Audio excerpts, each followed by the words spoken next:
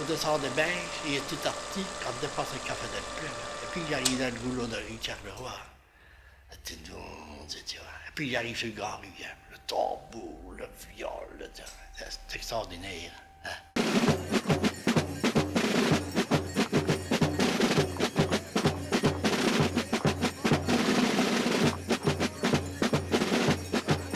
Nos carnavals, c'est à peu près comme un rêve.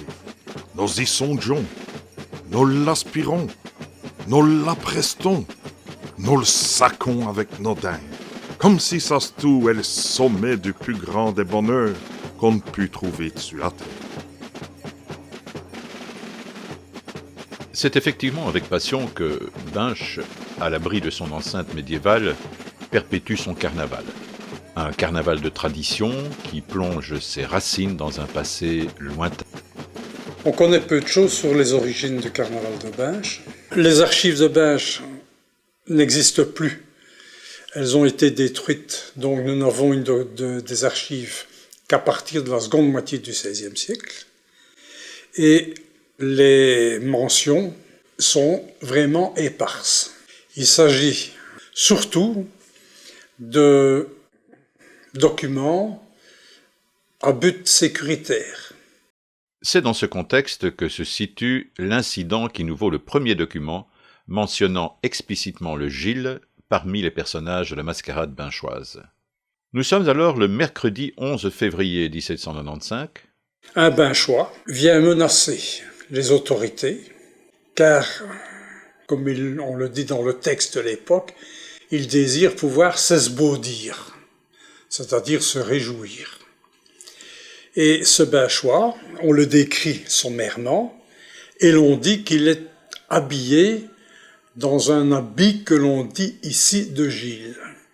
Donc le déguisement est connu, puisque on ne le décrit pas en détail.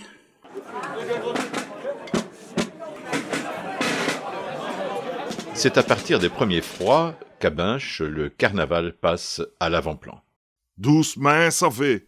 Pour commencer, presque né. Le début de l'hiver est marqué par une première échéance.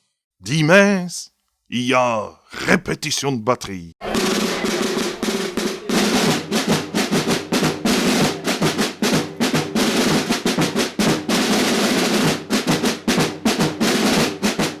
C'est la réflexion que je me suis fait. Quand on parle du folklore des Binches, rarement on songe au tambourin.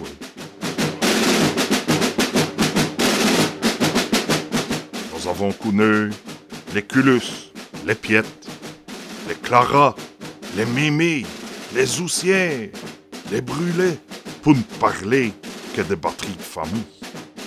Il est de dire des anciens que le jouage du tambour était à l'époque des familles complètes, composées de différentes façons de jouer, qui est à l'époque 9 façons de jouer.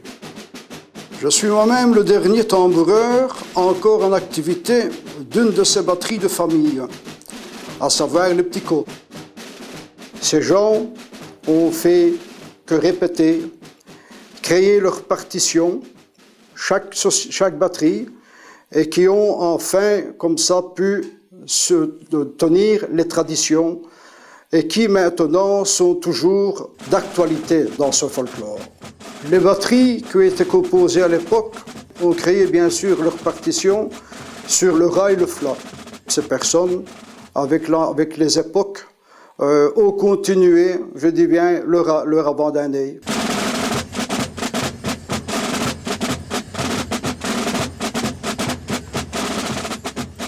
Donc au niveau des partitions de tambour, un ami qui s'appelle Hubert Bond, qui est archiviste et aussi directeur du musée instrumental de Belgique, il a confirmé justement cette tradition par dire que c'était bien une invention des familles de l'époque.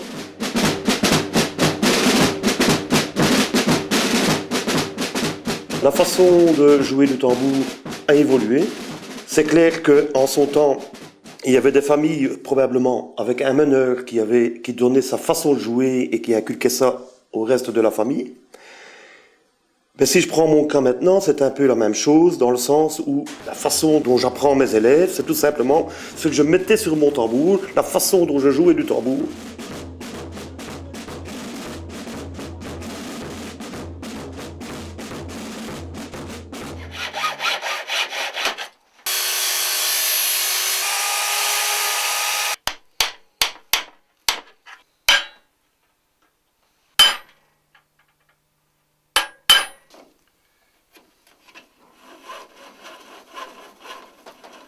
Ça, avant, c'était ma femme qui l'a monté. Qu'est-ce qu'on a monté de tambour?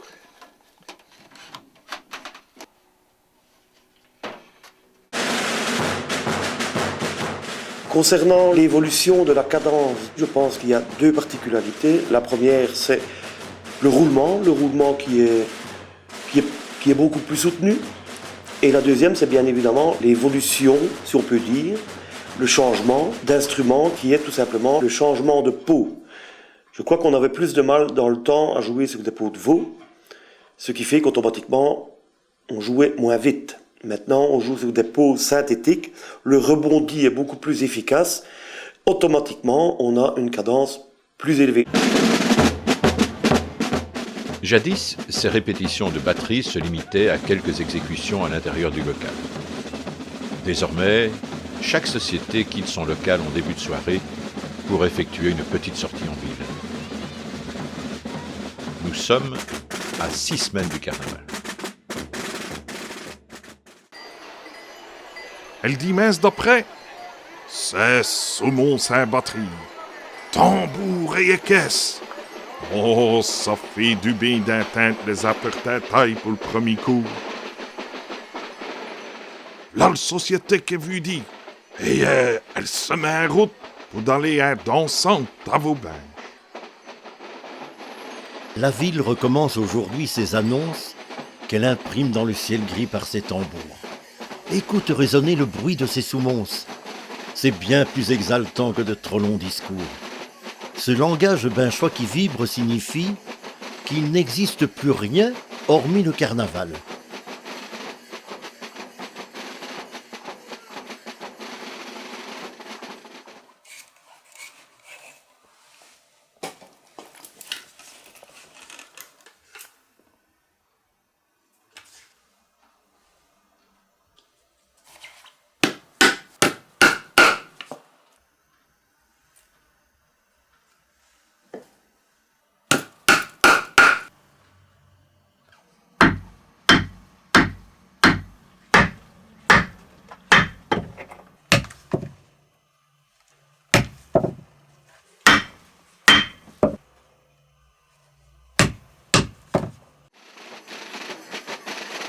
Ainsi, pour 2 dimanches également, les soumonces en batterie succèdent aux répétitions.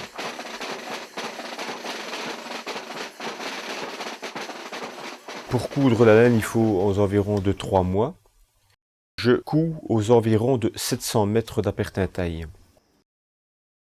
Puis la confection de l'appertintaille, c'est une ceinture de cuir qu'on bourre d'anciens appertintailles. Et on vient ajouter les cloches à la dernière semaine, cloches qui sont récurées. Nous mettons les plus grosses cloches au centre de l'appertintaille pour aller vers les plus petites à l'extérieur.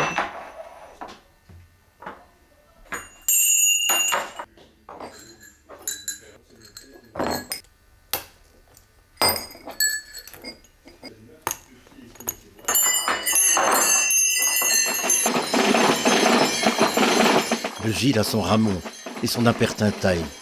Il fait sur le pavé claquer ses fins sabots. Et s'il n'a pas encore une armure de paille, ni ses plumes, déjà il porte ses grelots.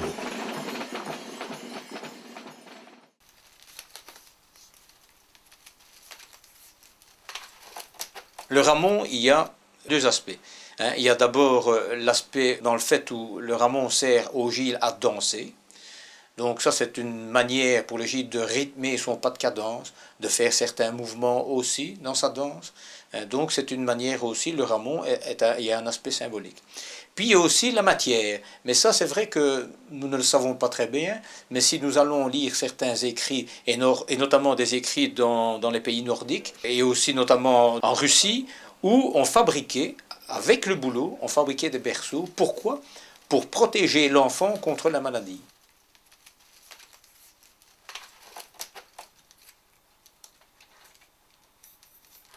Il ne faut pas oublier que aussi le bouleau est utilisé en tant que médicament, contre les infections, etc.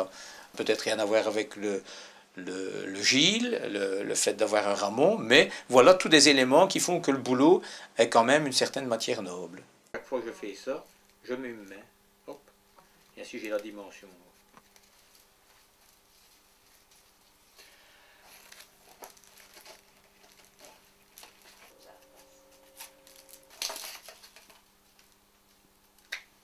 Le bouleau par lui-même, sa forme est très particulière dans le sens où il y a plein de ramifications.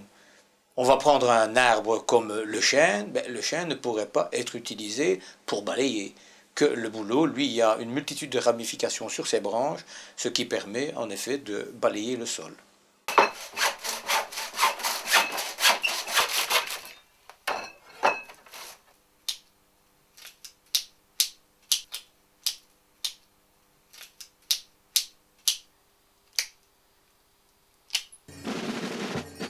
Qu'importe l'attribut, idoine ou incongru, tout ça c'est pour la frime.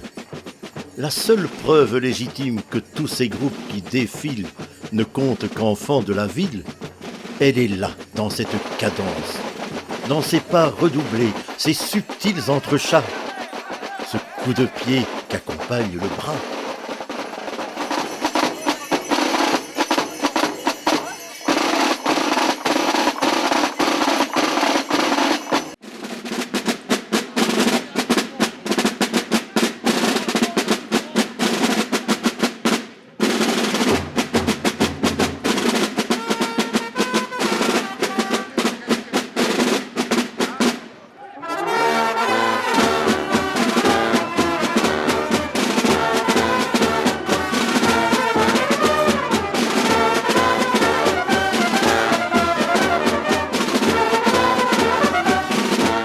C'est en 1896 que l'on s'est préoccupé de réunir les 25 airs de carnaval, auxquels il y a lieu d'ajouter l'avant-d'année, ainsi que l'aubade matinale qui se joue au fifre, à la flûte et parfois, aujourd'hui, à la clarinette.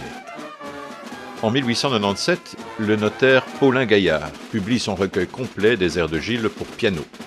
La même année, Jules Adam, un excellent musicien de fanfare et compositeur de qualité, édite son répertoire complet des airs de Gilles, écrit sur le ton original pour bugle, piston et clarinette. Dans l'entre-deux-guerres, Alphonse de Neubourg transcrivit les airs de Gilles dont l'origine reste floue en l'absence d'une étude approfondie. Depuis 1877, le répertoire est fixé. En 1980, 3 musiciens locaux furent chargés d'établir de nouvelles partitions, débarrassées des fantaisies musicales qui dénaturaient leur simplicité et leur authenticité.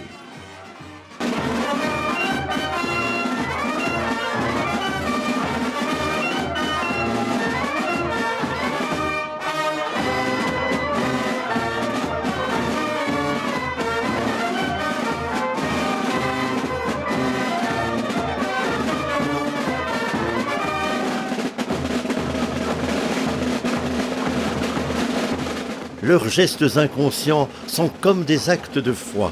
Ils dansent sans savoir, comme l'on mange ou boit. Nul geste discordant, nul pas à contretemps ne trouble l'harmonie, ne détourne l'ensemble.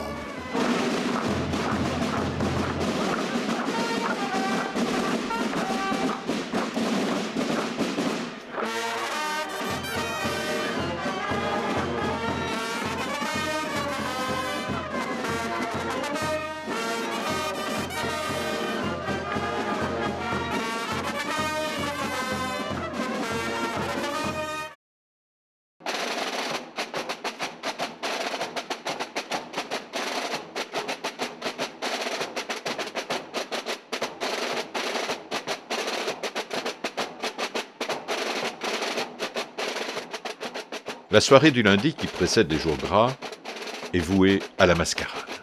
Les trouilles de nouilles, ou anciennement trouilles guenouilles, endossent des déguisements les plus divers.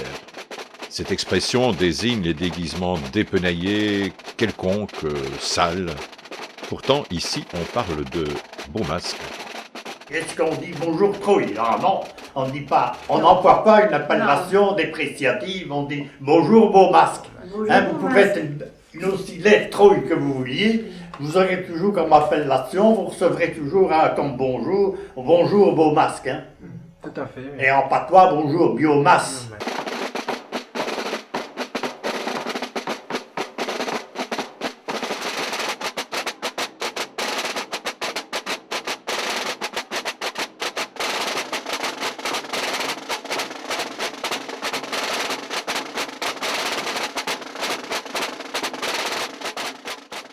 Moi, j'ai connu les mascarades quand je descendais du collège au mois de...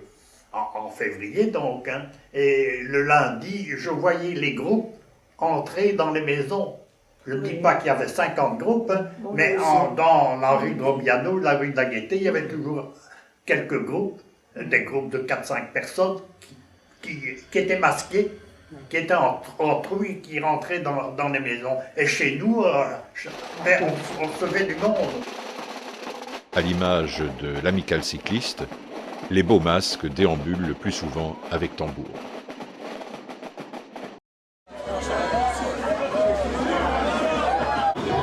Les trouilles ou beaux masques se livrent à des intrigues avec esprit et répartie.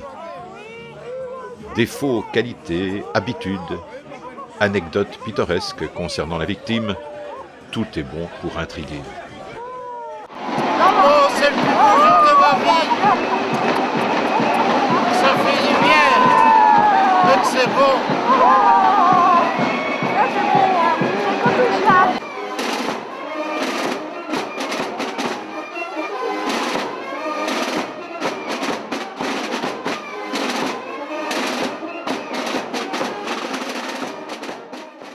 Dans ma jeunesse, hein, dans ma prime jeunesse, enfin, vers 1930, c'était surtout l'occasion d'aller intriguer de la famille, des amis, etc., des connaissances. Et on attendait presque la visite des gens. On savait bien qu'ils allaient venir, on pressentait. Si les coutumes carnavalesques sont déjà bien vivantes à Binche avant 1830, le carnaval n'a toutefois pas encore acquis le statut qui sera le sien à la fin du siècle. Et pourtant, les autorités communales vont s'y intéresser davantage. À partir du dernier quart du XIXe siècle, elles subventionnent les sociétés locales, les sociétés de Gilles d'abord, les sociétés de paysans ensuite. Quand il n'y a pas de paysans, les marins, ce qui donne déjà une idée des sociétés qui existaient.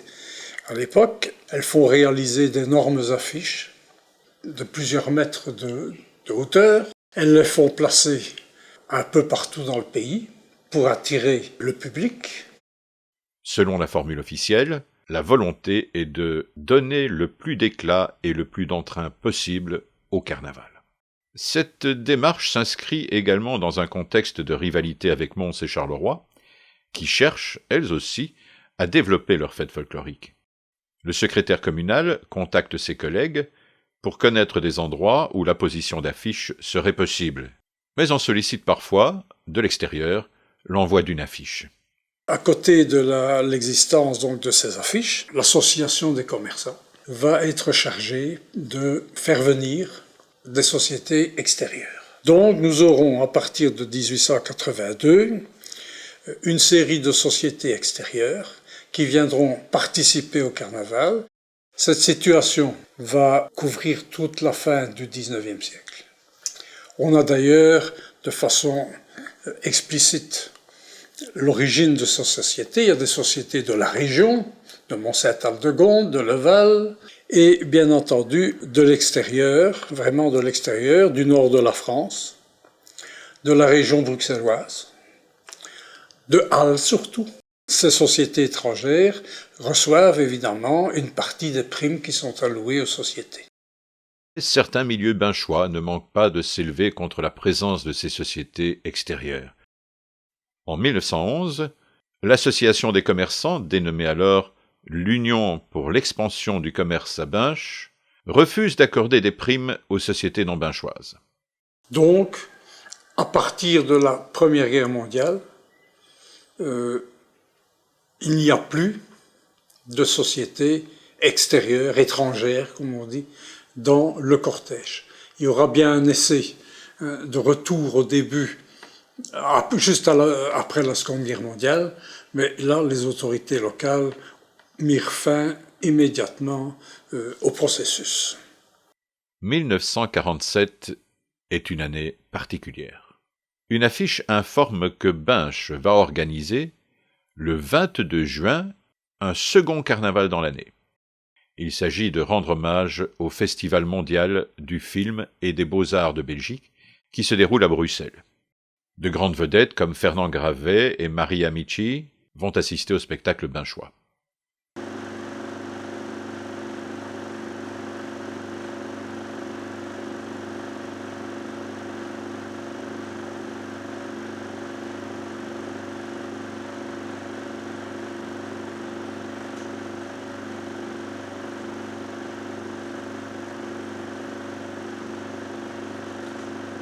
Le Soir illustré écrira « Binche a bien fait les choses. Son second carnaval 1947 fut un éblouissement, une magie, une étourdissante et surprenante promenade dans l'irréel. »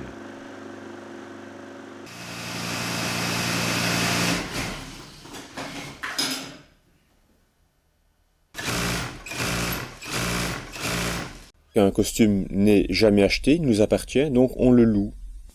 C'est à partir de là que on est devenu les louageurs. C'est un mot qui n'est pas dans le dictionnaire. En principe, on dit loueur, mais chez nous, on dit louageur.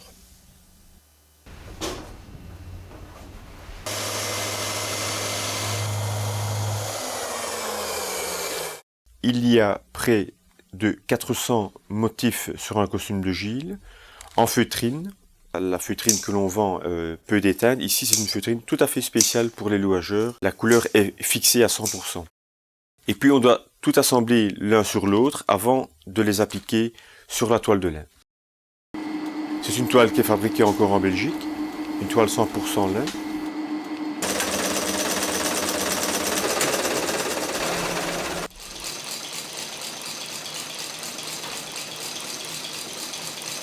Il faut se dire qu'à Binche, au départ, c'était une collerette de dentelle, puis ça s'est réduit à mettre juste sur le bord de la dentelle. La frange, semble-t-il, est apparue après. C'est une fantaisie. En fait, il s'agit d'un costume de Petit Gilles qui date de 1932 environ et qui a été porté par Alex Ojart, qui avait à ce moment-là 8 ans. Il faut bien comprendre qu'à cette époque, beaucoup de marchands de tailleurs à Binche, de tailleurs, confectionnaient leur propre costume et le costume de leurs enfants. Ce costume de Gilles a été confectionné par son père, marchand tailleur, qui était confectionneur à Binche, et il a la caractéristique, ce costume, d'être garni d'une collerette en dentelle de Binche, ce qui est quand même très joli.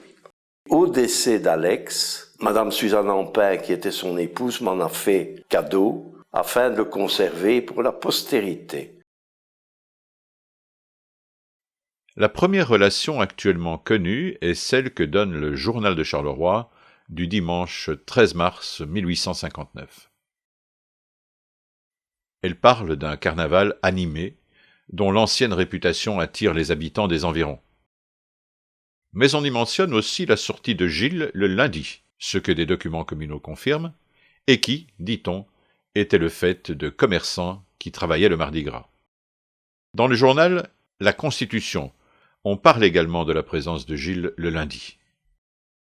Le journal L'Opposition du 21 février 1904 parle lui aussi de 4 sociétés de Gilles allant chercher leur paille le dimanche gras après-midi. Que ce soit au niveau national ou international, l'intérêt de la presse pour le carnaval de Binche ne faiblira jamais au fil des décennies. Au niveau de la presse locale, le carnaval est l'occasion d'exacerber les rivalités politiques entre libéraux et catholiques. Chaque camp ne manquait jamais une opportunité d'épingler l'adversaire, y compris sur le terrain carnavalesque, où s'opposaient les partisans des gilets bleus, libéraux, à ceux des gilets rouges, catholiques. Le Binchois du 15 février 1880 écrit « N'a-t-il pas fallu introduire la politique aussi dans notre carnaval ?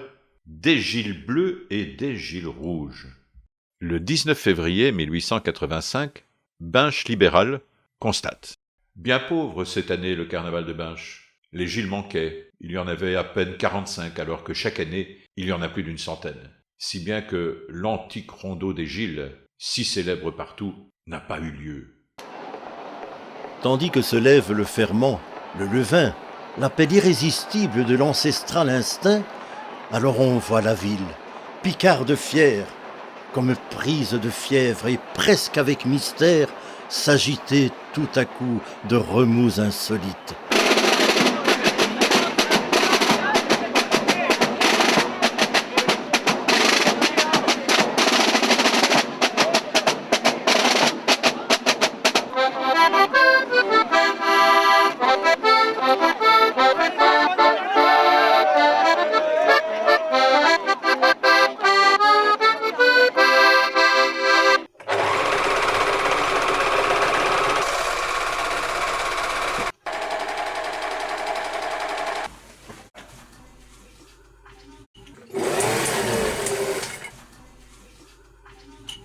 Pour remettre en mémoire un peu les différents costumes qui ont été présentés la fois dernière, on va refaire un petit tour de table.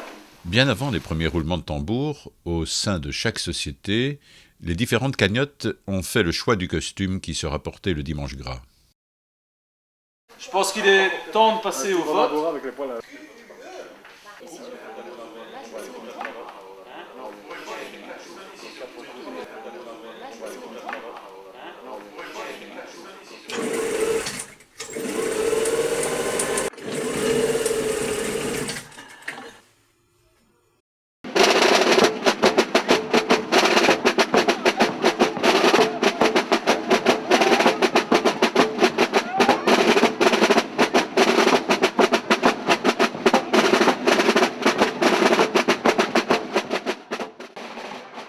Ils sont partis de grand matin, après l'aurore. Ils étaient deux et précédaient un seul tambour. Ils marchaient, ils dansaient comme on danse en ce jour, ce pas de danse trépidant qu'un peuple adore. Car c'est le pas de Binche et du pays binchois, le pas scandé, le pas d'un cas de fantaisie qui pendant ces 3 jours d'ardente frénésie va tenir une ville et lui dicter ses lois. Ils s'en vont travestis, mais sans leur grand panache. Vive la fantaisie en ce dimanche gras!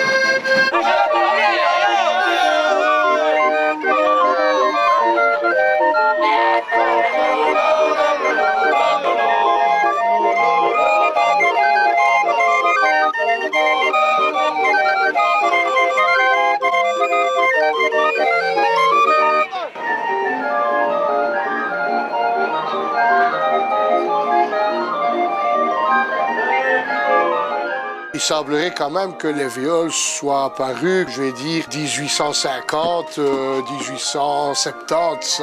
Ça doit être dans cette fourchette quand même, hein?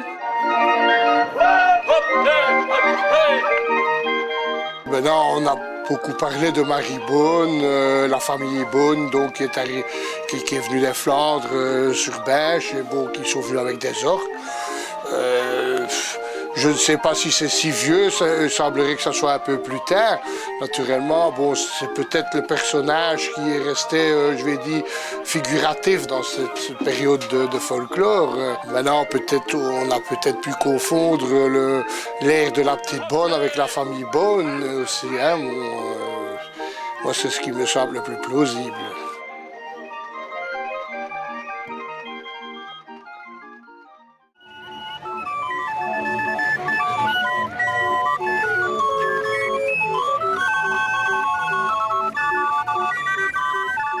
Naturellement, la grande période, c'est début 19e, hein? C'est un peu avant 14 et entre les deux guerres. Hein? Bon, c'était le plus gros moment. Bon, on utilisait les viols pour les mariages, les communions, les enterrements, les ducasses forcément, les saints patrons, ainsi de suite. Bon, tout était bon, c'est vrai, à l'époque. Il ne faut pas oublier qu'il n'y avait pas de musique dans les cafés comme à l'heure actuelle. Donc, on était heureux d'avoir des viols qui se baladaient, qui mettaient de l'animation en ville, quoi. Ou dans les quartiers, tout au moins, parce que ça se passait surtout dans les quartiers. J'aime le grand remous joyeux de tes viols, que l'on suit en glissant à petits pas pressés sur les pavés luisants où se sont élancés tant de couples formant de longues farandoles. Pas mal de propriétaires ont vendu des orgues à l'après-guerre, bon, pour des raisons multiples, soit besoin d'argent, soit s'en débarrasser, bon, tout simplement.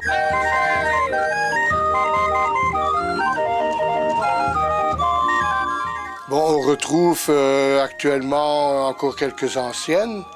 La majeure partie sont de 1880 à 1910. Hein. Ça veut dire qu'ils ont déjà plus de 100 ans.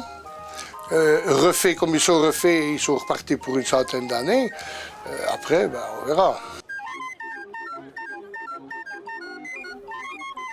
Le lundi gras fut longtemps animé par les Chic-Types, une société disparue. J'ai été amené à aller en Allemagne plusieurs fois pour chercher des pièces détachées pour tambour. Il y a été une année, je crois que c'est en 74, je suis tombé sur un fabricant, donc, enfin un facteur d'orgue d'église, mais qui avait quelques petits instruments ainsi. Et bon, j'ai redécouvert donc ces instruments, je me suis étonné, je dis tiens, c'est des viols comme à Binche, et bon. Un modèle un peu plus petit, j'en ai eu jusque 3 venant de là. J'ai eu pas mal d'ennuis avec ces orgues, c'est un peu comme ça que j'ai appris, parce qu'il fallait bien démonter et réparer. Il était toujours en retard pour noter un air, ce qui fait qu'il arrivait à noter chez moi quelquefois le mercredi, jeudi de carnaval, et me montrait pour mettre les pointes de basse, et c'est comme ça que j'ai eu un peu le fondement de la notation de cylindre. J'ai commencé à vouloir faire un air ou deux, puis j'ai fait un cylindre, et puis je me suis décidé à construire un orgue en 86 pour moi, et pour finir, bon, j'ai eu des commandes et je me suis laissé un petit peu embarquer dans l'histoire, et voilà, je me suis équipé et je me suis lancé dans la fabrication.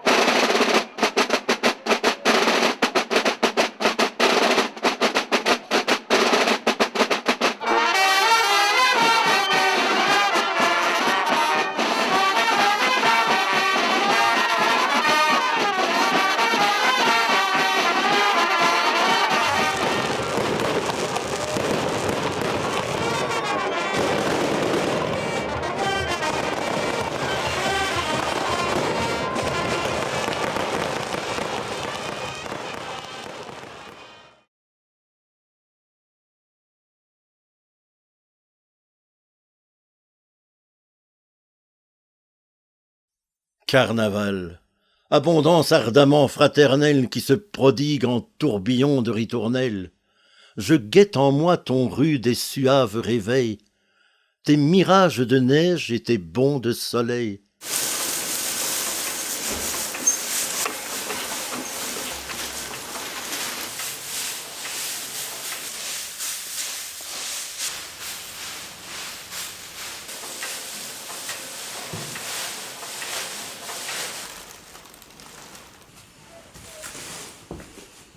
Qu'étant d'allons à vous. 10 coups sur le journée, rien des stebusquis sur le baromètre.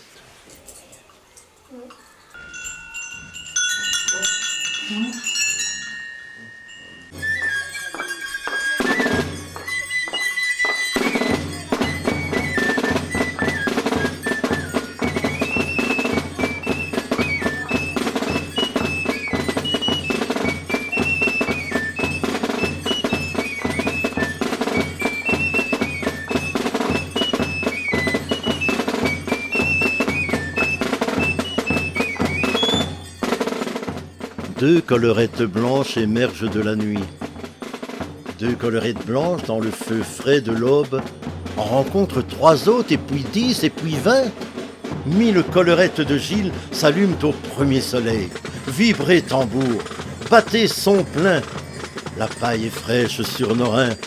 C'est le printemps qui se réveille. Voilà le secret le plus précieux du carnaval de Binche. La bonne nouvelle tambourinée à la ronde. Le rappel païen d'une vie qui se réveille et s'ébroue à grand renfort de sonnailles et de grelots. La danse en costume de lin qui réchauffe les pieds en martelant le pavé. Descendant cette rue étroite qui les serre entre ces vieux murs, les Gilles dansent, la tête droite, pareille à de grands épis mûrs. La neige des barrettes blanches qu'un mouchoir tient sous le menton. Binche, parmi les villes franches, lance l'appel, donne le ton.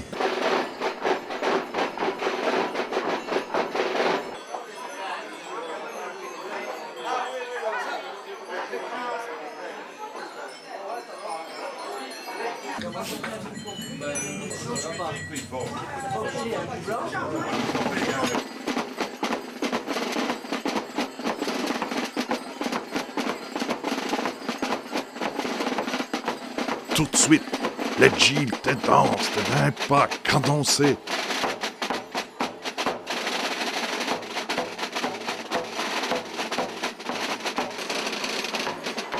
Oh, qui sont bio les Gilles à cette heure-là.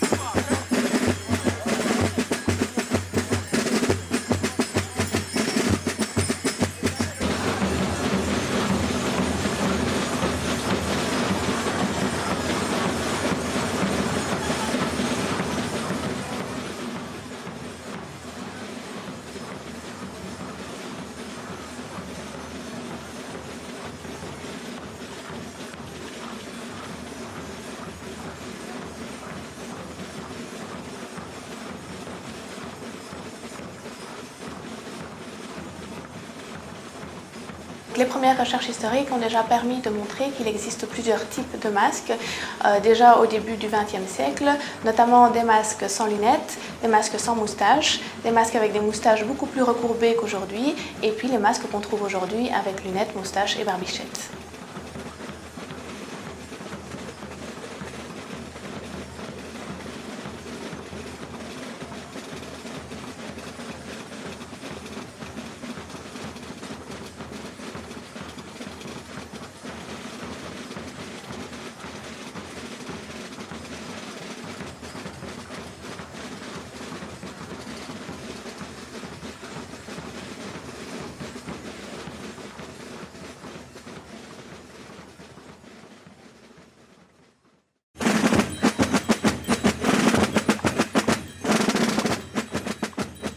Qui es-tu, toi qui frappes le sol de tes sabots au son des tambours et des appertintailles? D'où viens-tu, toi qui danses caché sous ce masque d'apparat qui préserve ton anonymat? Certains ont mis le personnage en relation avec des faits d'histoire locale avérés. Les fêtes de Marie d'Hongrie de 1549, qui, selon certains, sont à mettre en relation avec l'apparition du personnage du Gilles. Cette idée a été confortée par le fait qu'un journaliste tournésien qui s'appelle Delmé a servi de propagandiste en quelque sorte à cette idée.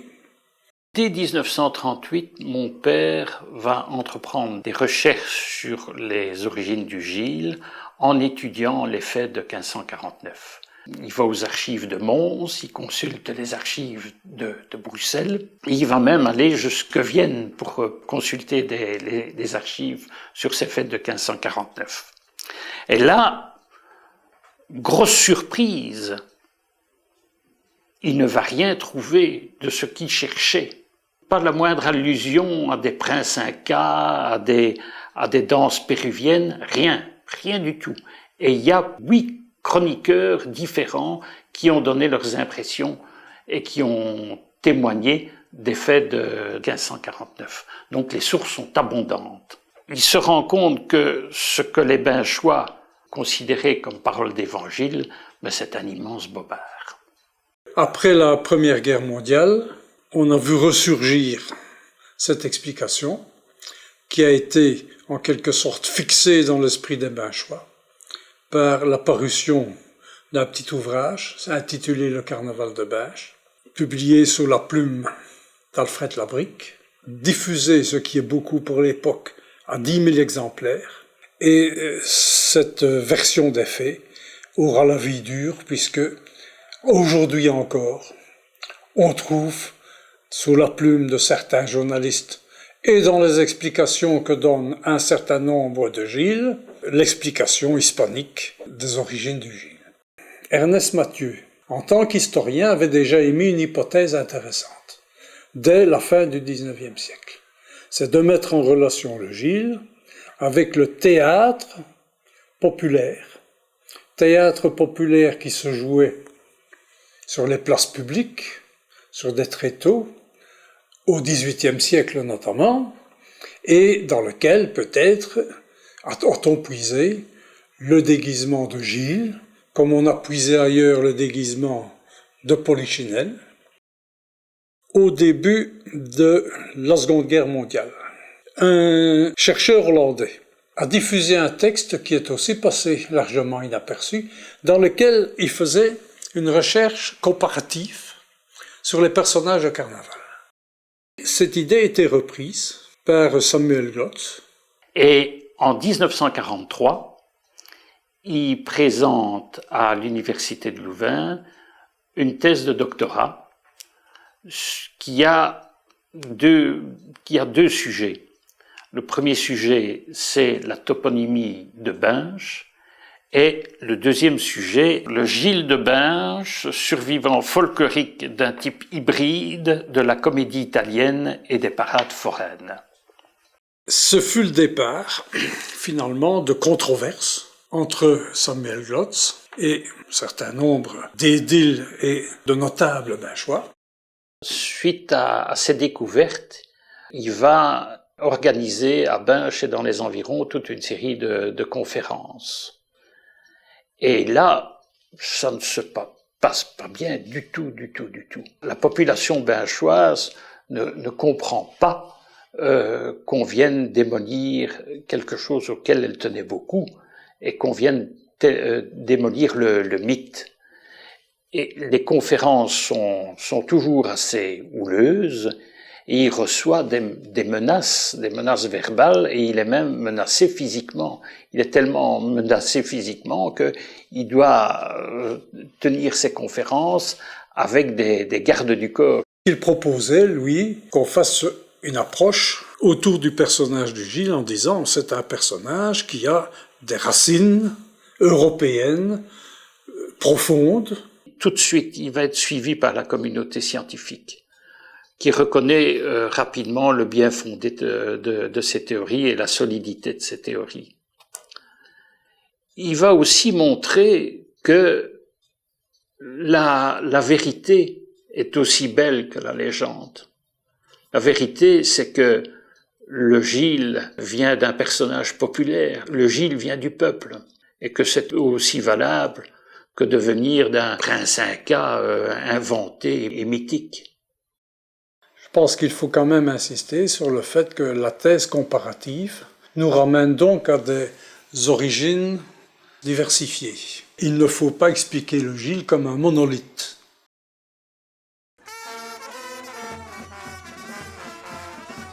C'est en 1897, semble-t-il, que les élèves du collège s'assemblent en groupe sous la conduite du premier surveillant. Les tenues varieront chaque année.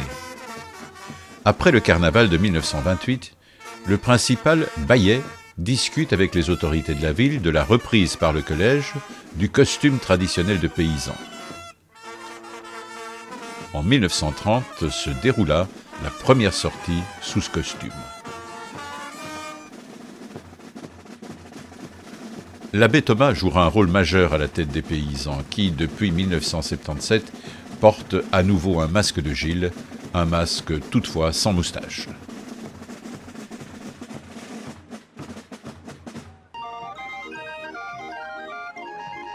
C'est à l'initiative de frère Fernand, directeur de l'école des frères, aidé par l'association des anciens élèves, que la société Les Pierrots vit le jour en 1937. Charles Boudard fut le premier président des Pierrots, qui furent 120 à participer au Mardi Gras de 1937. Frère Marius fut lui aussi une des figures très marquantes de cette société de fantaisie.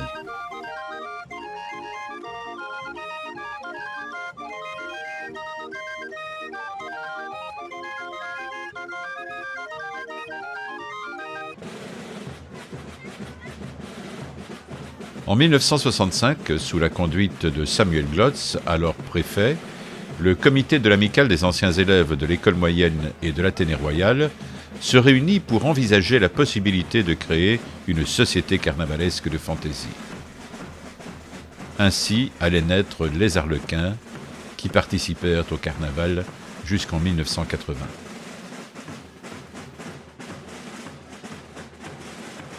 Réorganisée sur des bases nouvelles, la société a repris sa place au sein du carnaval en 1992.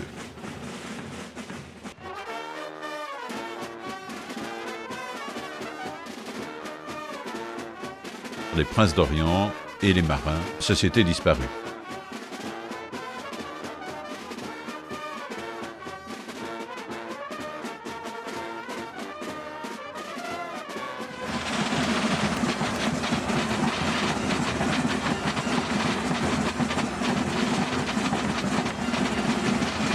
Manifestation de l'intérêt grandissant que les autorités communales vont porter au carnaval, les sociétés carnavalesques, dès 1870, seront reçues à l'hôtel de ville et un vin d'honneur leur sera même offert. C'est la première fois que j'ai un Mardi Gras enneigé. C'est peut-être la première fois que je ressens aussi fort quelle est la volonté de Reims de défendre sa tradition. Et j'en suis très fier, je vous en remercie du plus profond de mon cœur.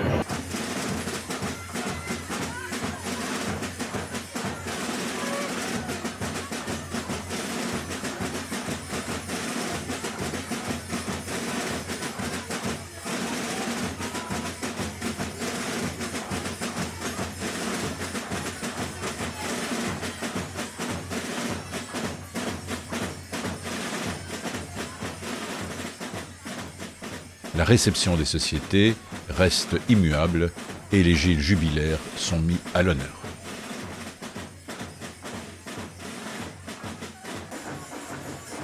Parmi les honneurs qui lui ont été rendus, le carnaval de Binche a été maintes fois honoré de présence royale et princière. Les Binchois accueillirent la princesse Marie-Josée et le prince Charles. En 1951, c'est la reine Élisabeth qui est présente. 1957 fut un Mardi Gras particulier. Le roi Baudouin vint admirer nos fameux Gilles. Le Mardi Gras de 1999 fut rehaussé par la présence du roi Albert II et de la reine Paola, accueillis au son de la viole de Jocelyn le Bon. Février 2005, le prince Philippe et la princesse Mathilde assisteront au rondeau de l'après-midi. Entre-temps, le 7 novembre 2003, le carnaval de Binche était reconnu patrimoine oral et immatériel de l'humanité par l'UNESCO. Les autorités communales binchoises ont reçu de nombreuses demandes de représentation à l'extérieur. La première véritable sortie hors des remparts eut lieu le 19 janvier 1930 au Théâtre Royal de la Monnaie à Bruxelles, afin de célébrer les fastes belges à l'occasion du centenaire de l'indépendance de la Belgique. 22 Gilles y prirent part. Ils figuraient dans le grand cortège historique interprovincial et entouraient le char des Hennuyers illustres de la Renaissance. Du 14 au 17 janvier 1937, 3 Binchois sont présents au Grand Congrès mondial du Carnaval, à Munich, mais seul l'échevin Maxime Ferin revêtira le costume du Gilles. Le 21 juillet 1958, quelques Gilles et paysans se rendent à Bruxelles pour les fêtes consacrées au folklore belge dans le cadre de l'exposition universelle. L'Expo 58, où exceptionnellement, bien, une délégation de Gilles a fait le déplacement à Bruxelles pour l'Expo. Maintenant, c'est la dernière fois qu'ils sont donc sortis de la ville. C'est pour ça d'ailleurs qu'on dit maintenant, le Gilles ne quitte plus ses remparts, il reste, suivant maintenant les statuts de l'ADF qui sont venus après, le Gilles ne se déplace pas. On rappellera ici que certains Binchois, prisonniers de guerre, ont mis sur pied un carnaval. À Breslau, au camp Hoflag 2A, quelques Binchois confectionnèrent des costumes taillés dans la toile qui enveloppait les colis et des chapeaux en papier. Au Stalag 1A de Königsberg, en Russie, 4 Binchois organisent un carnaval le 18 juillet 1943, en marge de la fête nationale. Le matin, ils sont masqués, et l'après-midi, ils portent des chapeaux confectionnés à l'aide du papier des colis reçus.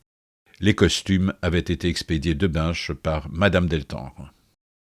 Au départ, c'était quelques présidents qui décidaient, qui organisaient un peu le carnaval de Binche. À partir de 1976, suite à la fusion des communes, il a fallu créer une certaine réglementation. Et là, l'ADF est rentrée en fonction. L'ADF est représentée depuis 1976 par 2 représentants pour chaque société. Donc là, c'est vraiment toutes les sociétés binchoises qui font partie de l'ADF. Et à partir de ce moment-là, eh bien, les statuts sont venus et il y a cette réglementation qui existe encore d'ailleurs de nos jours. Alors l'ADF, l'Association de la défense du folklore, l'organisme qui représente toutes les sociétés binchoises. Elle organise le carnaval au niveau de toutes les sociétés, mais elle travaille en collaboration avec la ville de Binche et tous ces services qui tournent autour de la ville, la police, les pompiers, le service des travaux, tous ces gens qui font que cet événement soit une grande réussite. Mais l'ADF, son boulot ne s'arrête pas là. Chaque année, nous avons des multiples demandes de personnes qui voudraient faire le Gilles. Eh bien, l'ADF, avec les statuts, analyse cas par cas, en fonction évidemment toujours des sociétés, et on autorise ou on n'autorise pas à une personne de faire le Gilles. Il y a aussi les sanctions. Ça arrive très peu à Binche, mais il peut arriver des petites déviations. Et là, bien, en collaboration évidemment avec toutes les sociétés, eh bien, il peut y avoir des sanctions pour des Gilles qui n'ont pas été dans le droit chemin. Femme de Binche, toi, l'animatrice discrète, comme tu es fière ce matin-là, en préparant ton Gilles. Dans ton cœur comme dans le sien, bat alors un grand amour, celui d'une ville et d'une tradition. Femme de Gilles, quelle précieuse et indispensable place tu tiens dans notre carnaval. Comme das du fier de voir vir un Gilles. Es du là, quand le tambour est venu voquer, vos astéroïdes copubio von aviste. Quand vos astéroïdes del maison, que vos chabots claquent sur nos vies pavées, à ce moment-là, je n'ai plus ce merteni. J'ai ri, j'ai bré, décrié comme un sotte, comme un qui perd dulcette. Allez, tambour! Si on considère qu'elle maintient le système et donc une certaine stabilité du système, elle a un rôle tout aussi important que l'homme. Alors quel est ce rôle ? Eh bien, c'est un rôle qui est lié évidemment aux organisations des jours précédant le carnaval, aux préparatifs du carnaval, mais aussi au déroulement cérémoniel du carnaval. Et À Binche, on a évidemment une participation féminine particulière, une participation qui, encore une fois, reste discrète, reste une participation de l'ombre pour le Kidam dans la rue, parce qu'elles se sont sans doute contentées de cette participation discrète, parce qu'elles ont sans doute compris que leur rôle n'était pas de réclamer le port du costume, mais était justement de maintenir cette permanence, cette reproductibilité du carnaval dans le temps.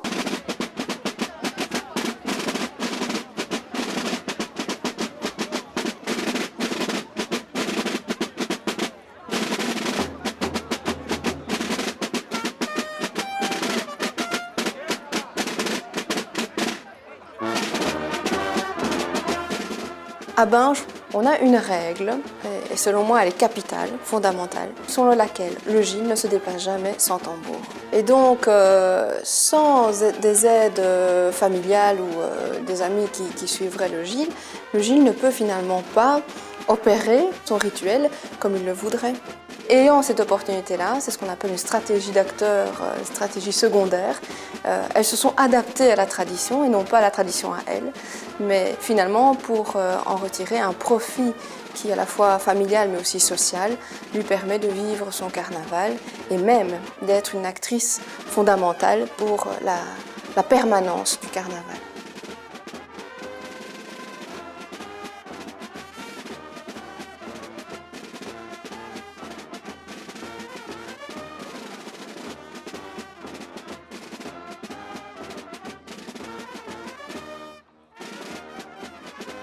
On voit tous les Gilles présenter le panier et y mettre un orange dans les mains des enfants. Il faut vire le petit visage s'épanouir en recevant un orange de Gilles. Une forme d'intégration est aussi la participation carnavalesque. Et donc, si pour se faire accepter dans une famille, pour être intégré à la vie sociale, culturelle de la ville, il vaut mieux participer. Alors je pense qu'un individu social normal va faire tout ce qu'il peut pour s'intégrer.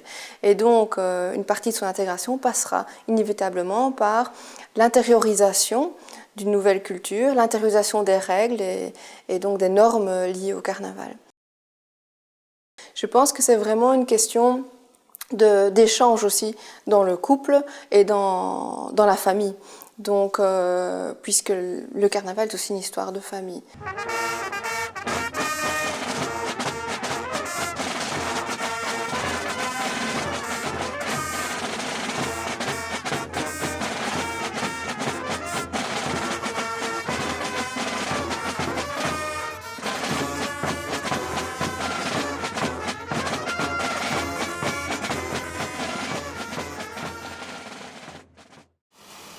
Il y a une ville en Afrique du Sud qui élève les autruches pour les plumes.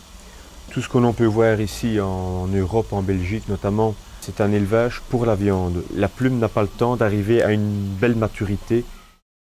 Et pour une plume d'un chapeau de Gilles adulte, il faut une vingtaine de plumes d'autruche. Nous achetons aux environs de 30 à 35 kg, voire 40 kg de plumes brutes par an. On ne colore jamais un chapeau couleur parce que le blanc est jauni, est sali. On colore les chapeaux parce que le client le demande. On fait des nouveaux chapeaux blancs et on fait des nouveaux chapeaux couleurs. Les blancs resteront toute leur vie blancs et les couleurs seront déteints et reteints chaque année. Pour un chapeau neuf, il nous faut 15 jours de travail. Pour un chapeau d'1 an, il ne faut plus que 7 jours de travail.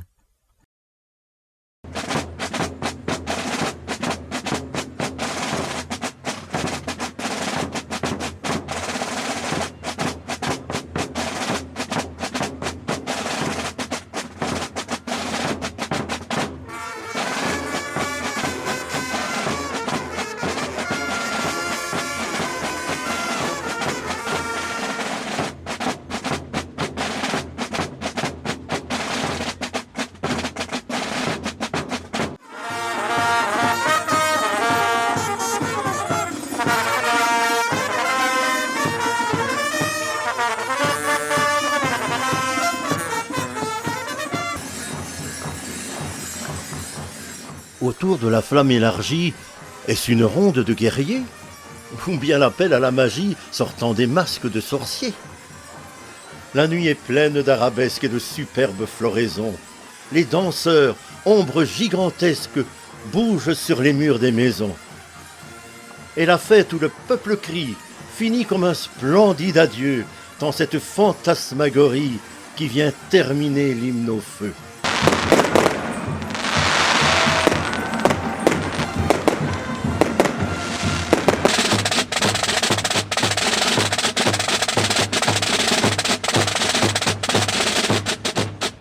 Et le carnaval pour les Binchous, c'est l'affaire la plus difficile à expliquer. D'ailleurs, ça ne sait ni s'expliquer. C'est l'âme du Gilles. C'est l'âme de Binge. C'est ce qu'on a dans le sang en venant au monde.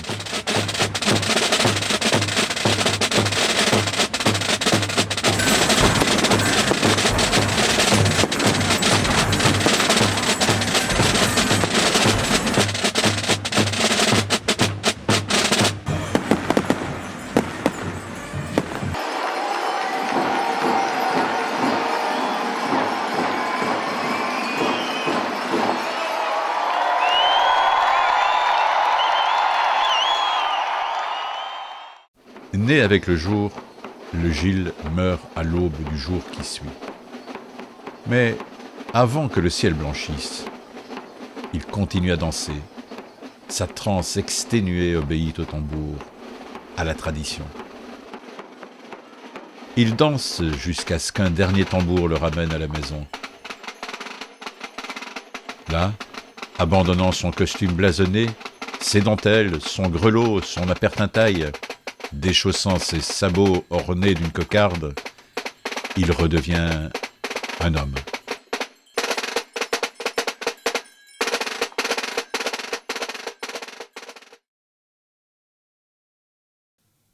Le matin se lève sur Binche. Les tambours se sont tus.